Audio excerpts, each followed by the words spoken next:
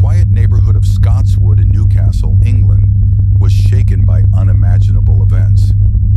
At the center was an 11-year-old girl named Mary Bell.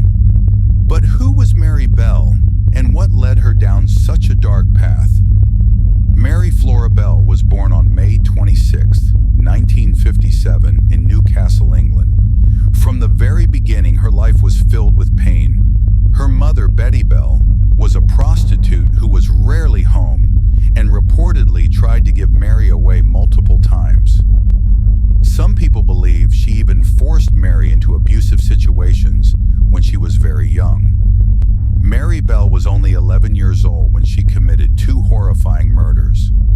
What makes this case even more disturbing is her age and the broken life she lived long before she ever became a killer. Mary grew up in Scotswood, a poor and rough neighborhood in Newcastle. Her home life was filled with violence, neglect, and emotional trauma. People around her saw that something was wrong. She was strange, sometimes cruel, and showed no emotion. Even as a child, Mary was known to choke other kids and act aggressively, but no one imagined what she was really capable of. Then came May 25th, 1968, the day before her 11th birthday. Mary lured a 4-year-old boy named Martin Brown into an abandoned house. Inside, she strangled him to death. When police arrived, they found no obvious injuries, so at first they thought he might have swallowed pills or died by accident.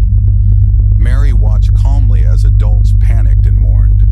Later, Mary returned to the scene of the crime and even broke into a nursery with her friend, Norma Bell. They left disturbing notes admitting to the murder, but the police didn't take them seriously. But just 2 months later, on July 31st, 1968, Mary and Norma struck again. This time they lured 3-year-old Brian Howe into a field.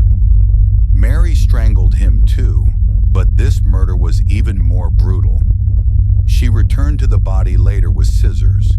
She cut his hair, scratched his legs, and carved the letter M into his stomach. She even used a razor blade. The police immediately knew this was no accident. Soon people began noticing Mary's strange behavior. She was asking kids if they'd seen the dead body. She was talking about details only the killer could know. And when the police brought her in for questioning, Mary couldn't keep her lies straight. Eventually, she confessed. Both Mary and Norma were arrested. At the trial, the court heard that Mary had serious psychological problems. A psychiatrist said she showed signs of psychopathy and didn't understand emotions like normal children. Because of this, she wasn't found guilty of murder, but of manslaughter due to diminished responsibility.